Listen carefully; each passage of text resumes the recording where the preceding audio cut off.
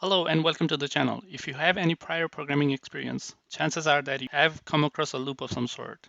A loop is basically a block of code that iterates a number of times, thereby reducing the programmer's work. In Python, there are two ways to create loops. We can either use a for loop or a while loop. In this video, we will talk about for loop, when to use it and how to use it with some example codes. In a subsequent video, we will also explain while loop. So let's get started. Before I show you how a for loop is used, I want to first show why a for loop is needed. Let's say, for example, that you have a list of integers, similar to what you see in the screen.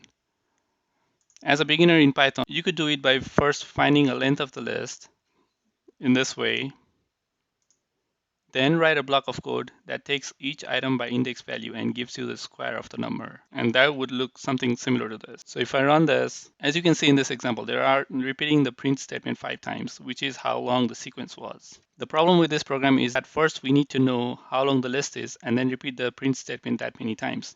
So if there were 100 items here, we would be writing 100 print statements. With a for loop, this program becomes much simpler, as we will neither have to find the length nor rewrite or repeat the block of code that prints the output. The syntax for a for loop looks something like this. For item in iterable statements, we begin a for loop by using a keyword for. Iterable could be any data type that is a sequence. For example, list, tuple, dictionary, set, range, or a string. Item is usually members of the iterable sequence, but could be represented with any name and does not have to be item. It would be sensible to use a descriptive name and to avoid using confusing names. The keyword in is a membership operator that tests each item in the sequence as member of iterable. Statement is any executable line of code. It could be a simple print statement or a mathematical expression to do some calculations. It could be a function call, a bunch of statements, or another for loop as well. A colon at the end and an indentation in the statement lines are required for proper syntax. There is no need to place the statement within brackets, as Python interpreter will detect that the statement is part of a for loop based on indentation. So a for loop is used for iterating a block of code over an iterable or a sequence, a list, a tuple, a dictionary, or a set, or a string. If we have a chunk of code that needs to be repeated a predefined number of times, then we will use a for loop. The previous example program to find squares could be simplified using a for loop. So in this screen, I'm using the same sequence that I used earlier with a for loop. So for item in the sequence, I'm printing statement, which is a square of the item. And if I run this, I get the same output as the previous output. So these two lines of code is doing the same thing that the previous code was doing. Let's look at what is happening here when we write a code like this. It's easier to visualize this using a flowchart. As you can see, our for loop was for item in the sequence, print the square of the item basically. So what's happening here is for each item in this list 1 through 5, it's checking whether the end of the list has been reached. Basically, if it is false, which means that the end hasn't reached, it goes on to execute the statement. And by statement in this case, it's just printing the square of the item, which is 1 at the beginning. And it goes back into the loop and next item is checked, whether it's the last item or not. Similarly, for 2, it's not a last item, so the statement prints out square of 2, which is 4. And the process repeats for 3 and 4. So when 4 comes in, it checks whether 4 is the last item, which it is not. So it executes the statement to print the square of 4, which is 16. Then it goes back into the loop. The next item would be 5. It hasn't yet executed the print statement for 5, so it goes into the false path and prints out 25 for the item 5.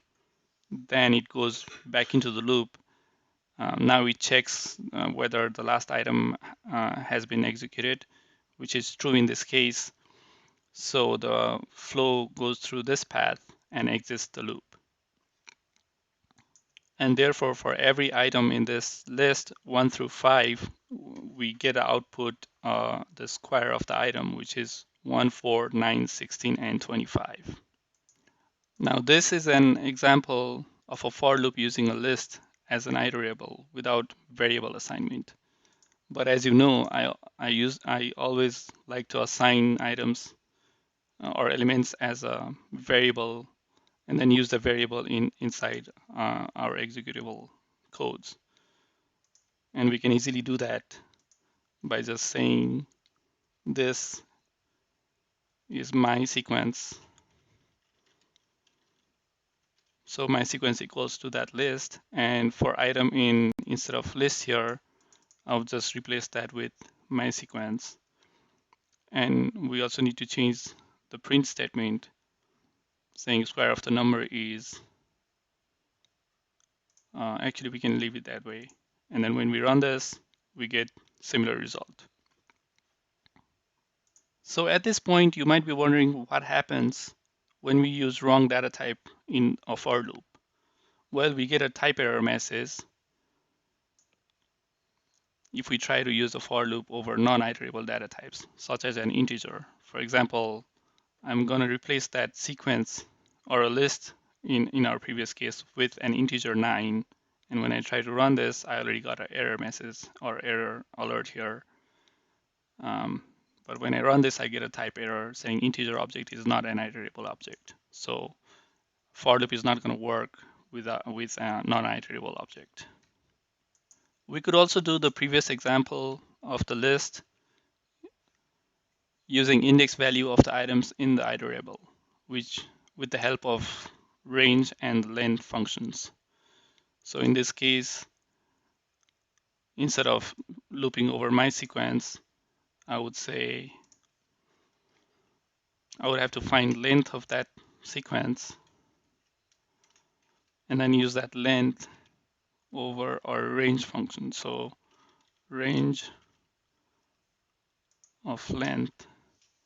And then now because this range is giving iterable from 0 to the length of that sequence, which would be 5, I would be using index value instead of just saying items times 2 here. So I would be using index value of the sequence. Just for the sake of clarity, let's say this is my index instead of just saying item.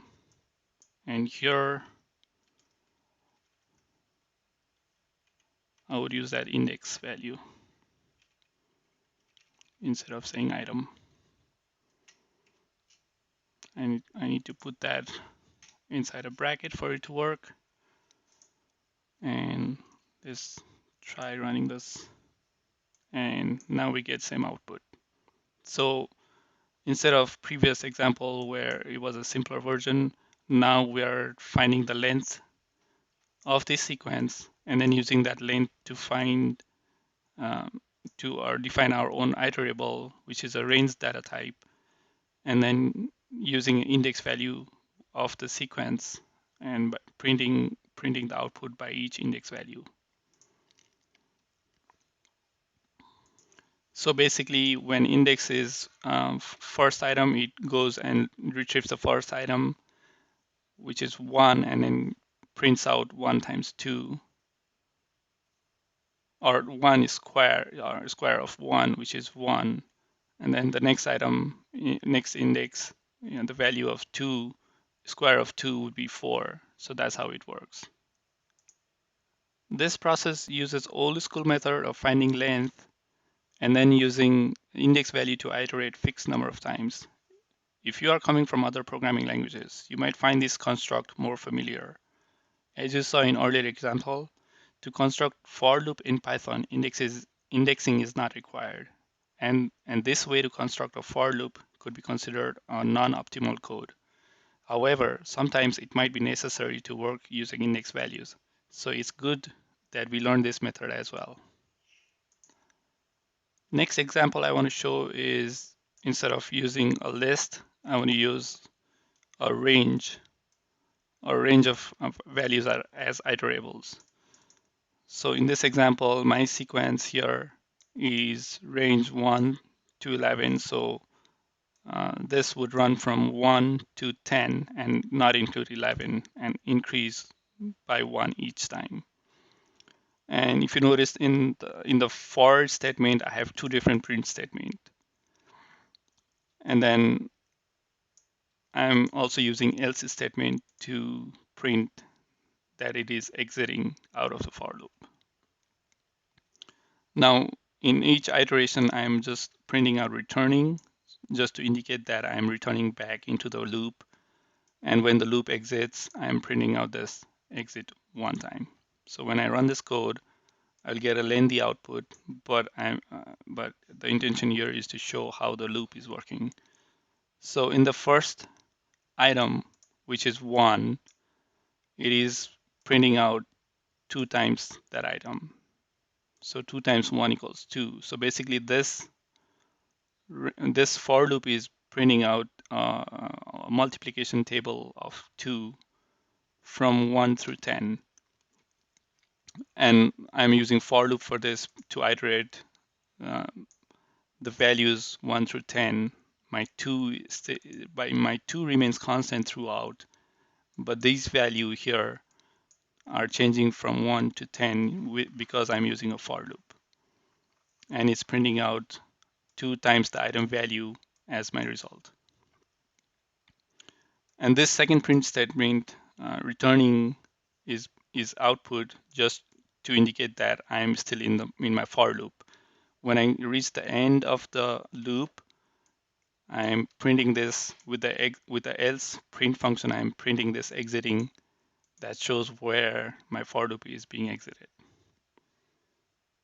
This is a good example because I could easily get rid of this else statement and the second print statement and run this code to get a nice tabular format as my output. But because I'm also including those additional print statement, I'm printing two different outputs at the same time for each iteration. And then when I also print the else, when I exit the for loop, I'm printing out after this statement execution at value 10. When the for loop exits, I'm printing this exiting statement out in addition. So it clearly shows the path that the for loop follows. It's much easier to follow this with a visualization using a flowchart. So this is the same flowchart for a for loop that I explained earlier, but my code here is different now. I'm using range to get my sequence, and for each item in this sequence, I'm basically printing 2 times the item. So my item iterates from 1 through 10. My multiplier is always 2, but when I print out, I'm printing 2 times the item. So 1 times 2 is 2, and the value in the for loop changes from 1 to 2, and then 2 times 2 would be 4. And then the statement loops back into the for loop and changes the item value to 3, which is the next item in the sequence, and similarly outputs 6. And the item changes from 3 to 4 to 5 to 6 and so on until it goes to 10. At that point, it calculates 2 times 10, which is 20. That's the statement, and then it goes back into the loop. It checks that 10 has been executed and the last item has already been reached. At that point, this would go to true flow, and the for loop would be exited at this point. So in other words, we can think of this for loop as one-dimensional tabular data. And when I run this in that one-dimensional table, I'm basically doing some statement iteratively through each item in the sequence. With this example, I hope you get a better picture of how a for loop works and what kind of output you can expect when using a for loop. Next example I want to show is using a for loop over a sequence. And in this case, I just don't want to print individual characters from a string, but also print out the integer value of that single character in the string. So my program would look something like this. My sequence in this case is a string A, B, C, D, E, and Z. And for each item in this string, I'm printing out the item and then the integer value of that item. So when I run this, I would get A, which is the first item, B, which is the second item, and so on. And for each item, I'm also getting integer value based on ASCII code of that Unicode character A. So basically, Unicode character A corresponds to the ASCII value of integer 97, and so on. A for loop also works with tuple type or tuple data type. So let's say, for example, you have a tuple where you store person's name, first name, middle name, and last name. And you could use a for loop to combine these three names in and print out a single full name. So how I can do that is I can store this as my sequence, and I'm starting with an empty string here. I'm just printing out that empty string on the first time just to show that my string actually is an empty value. And then I'm using for loop for every item in this sequence. This statement, what it does is adds that value or that item to my string. So this statement is same as saying my string equals my string plus item. And by doing the title um, method, all I'm doing is capitalizing the first letter of this of each item in this sequence. So when I run this, I get the full name and the first letter of each first name, last name, and middle name and last name are initialized with the title method. Notice that I'm printing after my for loop has ended. I'm not doing a print statement at every iteration. You could check what happens when you do that, and we could easily do that with something like this.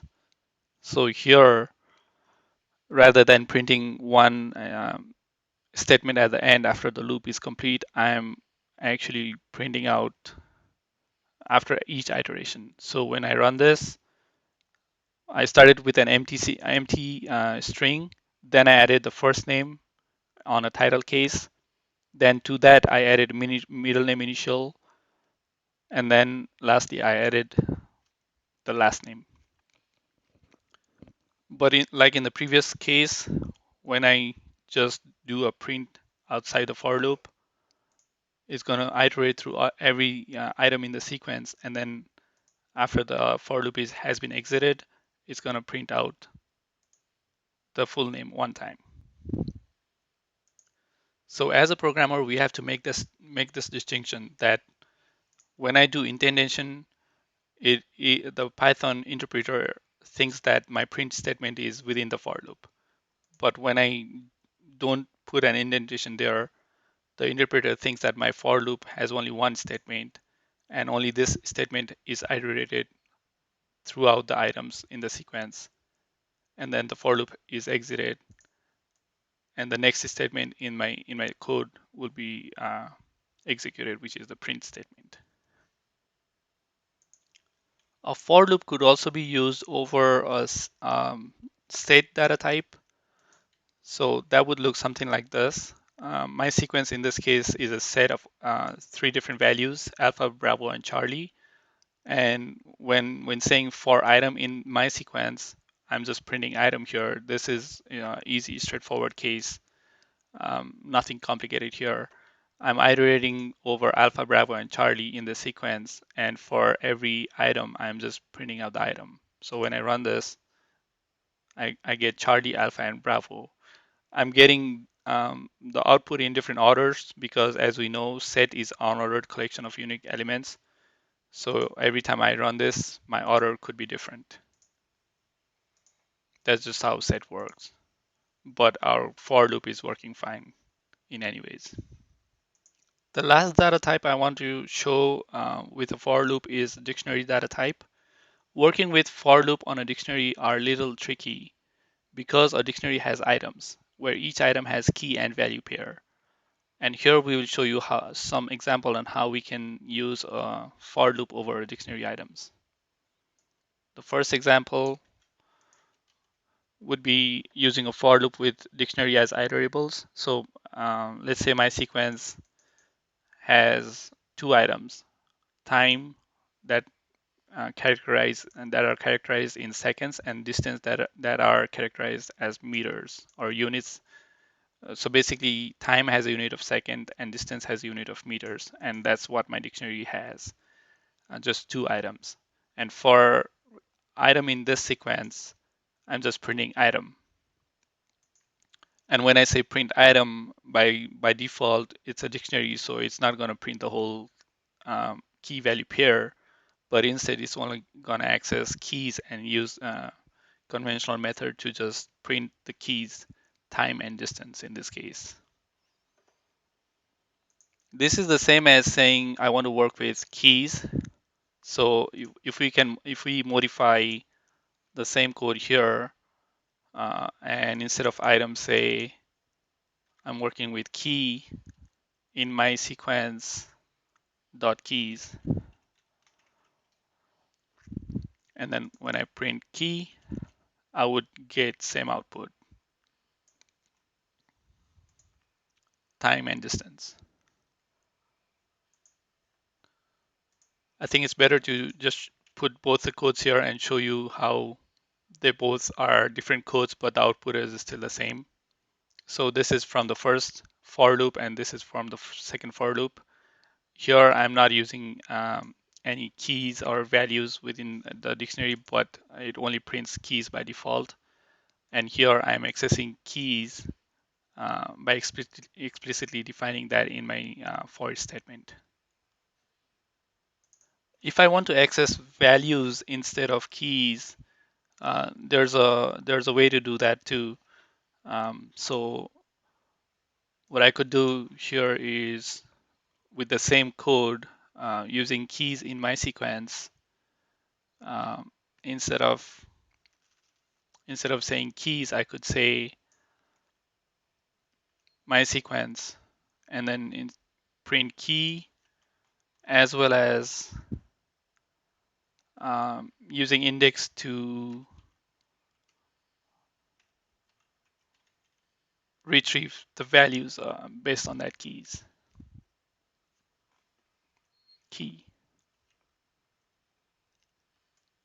And this would give us both the key and the value pair. So what's happening here is basically we are using key from this sequence, which is dictionary items, and in each item. So for example, first in this item, I'm using key time to get to print the key, as well as using its index to also print the value. And that iterates over these two items to print the two key value pairs. Another way to work with dictionaries inside a for loop is to unpack the key and value of each element. And by that, what I mean is instead of just saying key in my sequence, I would say key as well as value in my sequence. And I would say dot items here to access each items. And now I want to print key and the value here. So when I do write my program this way, I'm using key value pair to print similar output.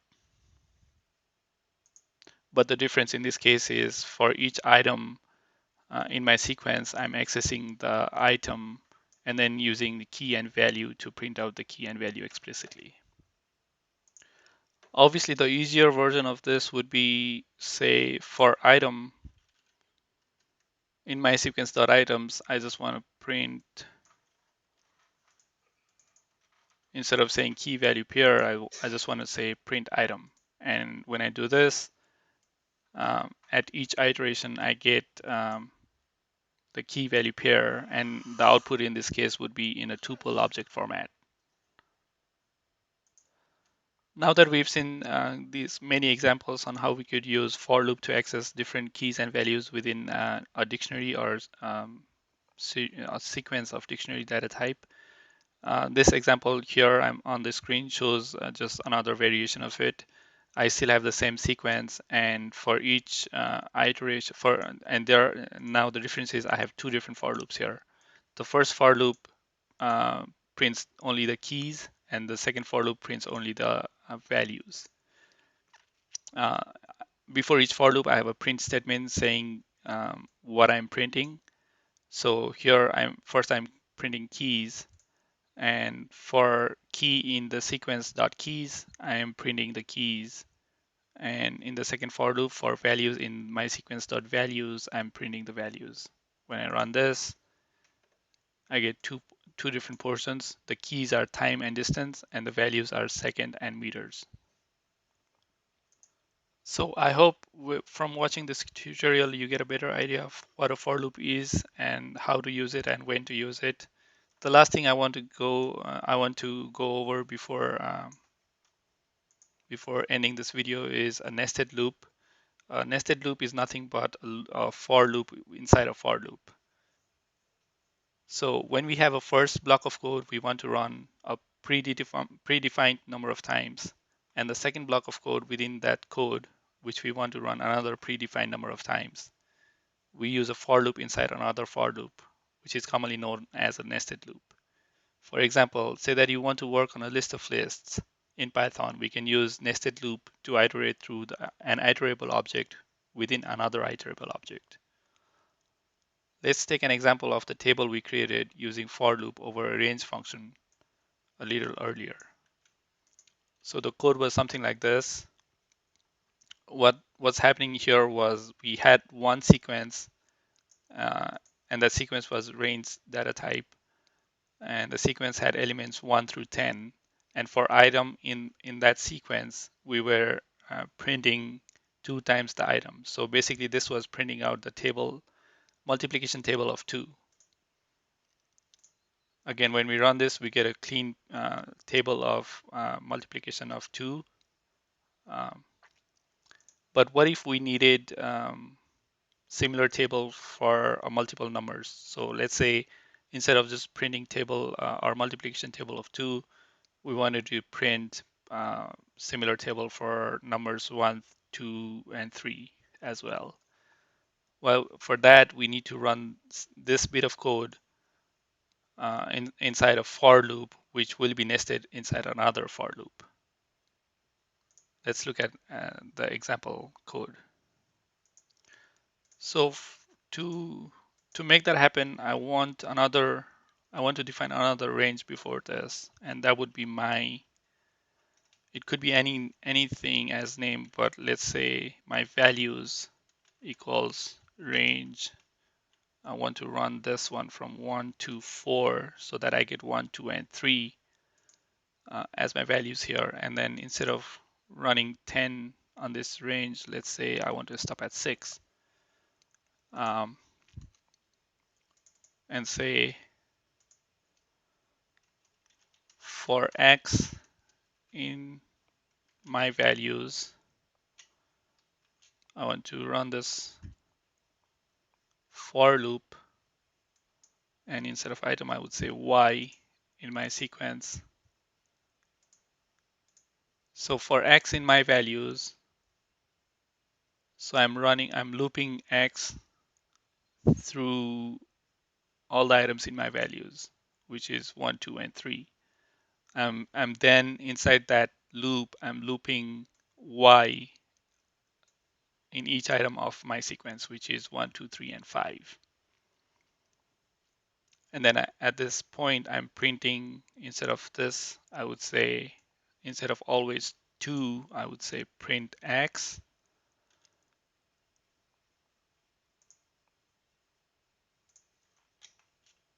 times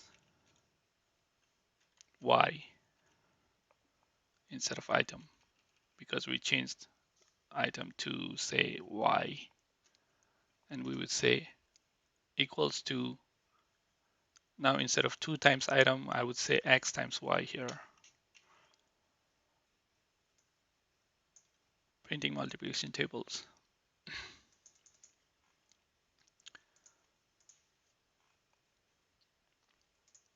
Now when I run this, I get table of 1, another table of 2, and then another table of 3. And each of these tables are looping through values 1, 2, 3, 4, 5, 1, 2, 3, 4, 5, and 1, 2, 3, 4, 5. So what's happening here? Let's look at a flowchart similar to the one previously seen to get a better idea on this. Well, before that, I want to make a small change here, just cosmetic reasons to show or to better show my output in different tables rather than all jumbled up as a one single table. So at the end of each for loop or each nested for loop, I want to print a new line, and I could do that with easily with this printing blank string. When I run this, I get a neat output of 3 different tables for 1, 2, and 3 respectively.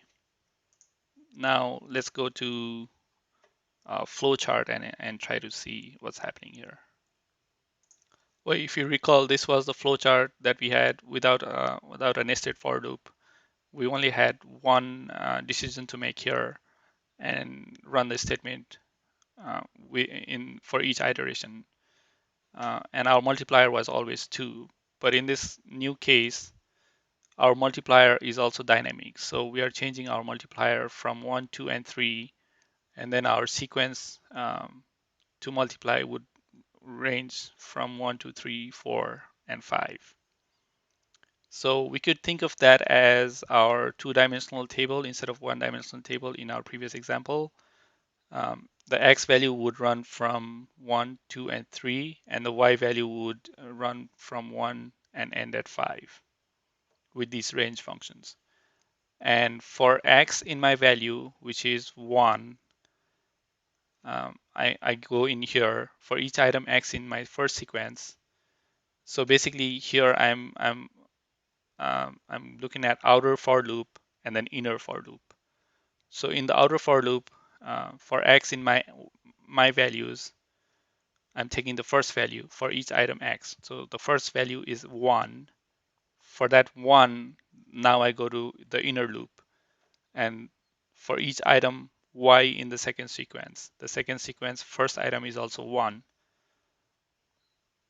So for 1 here in my outer loop, for 1 in my inner loop, I run the statement, which is 1 times 1, and the output would be 1. And after that statement, it goes back into the inner loop or the nested loop and increments the value for that for the item in the sequence, for the next item in the sequence. And the next item in the sequence is value 2 for y. So the statement would be 1 times the 2, and the output would be 2. And similarly, it goes back into the loop each time um, the new value comes in. When the value reaches 4, the item 4 in the listed loop, the outer loop has still value of 1. So 1 times 4, the statement would print out 4, and it goes back into the loop and takes value 5, and then it prints out 5, which is 1 times 5. The statement output would be 5 here. And when it tries to go back into the loop, it recognizes that the last item has reached for y, and now it becomes true, and the flow goes over to the outer loop, and the next item x in the outer loop or on the first sequence comes in, which is now 2. And for that 2, it loops into the inner loop, and now for the inner loop, the value iterates again, starting from 1 to 5. So what's happening is the outer loop stays 2 while the inner loop iterates from 1 to 5, and the statement executes with the output 2 times 1, 2 times 2, 2 times 3, 2 times 4, and 2 times 5 to give us the result as shown in the second row here, 2, 4, 6, 8, and 10. And after this, this statement becomes true, and the flow goes over to the outer loop, and the next item comes in, which is 3. And again, this iterates again for the 3 in the outer loop. The inner loop iterates from 1 through 5. And therefore, 3 times 1 is 3, 3 times 2 is 6, 3 times 3 is 9, 3 times 4 is 12, and 3 times 5 is 15. Are the output from the statements executed in that loop. And when that ends, it goes back into the true flow. And here, when it goes here, it checks that it checks whether the last item has been reached. In this case, 3 has already been executed, so it goes out to the true flow, and the program exits at that point. So in this way, we could think of nested for loop as two-dimensional table where my outer loop is iterating over first dimension, and my nested for loop or inner for loop is iterating over another dimension. And my statement is running each time for each x and each y iteratively. So I hope that bit of explanation took you a long way towards understanding what is happening inside this nested for loop and why we are getting similar or output like this when we run that code. I hope you like the video. Please subscribe and share. Also add your comments on what you like and what you don't like. Also, what you would like to see in future. Until next time, thank you.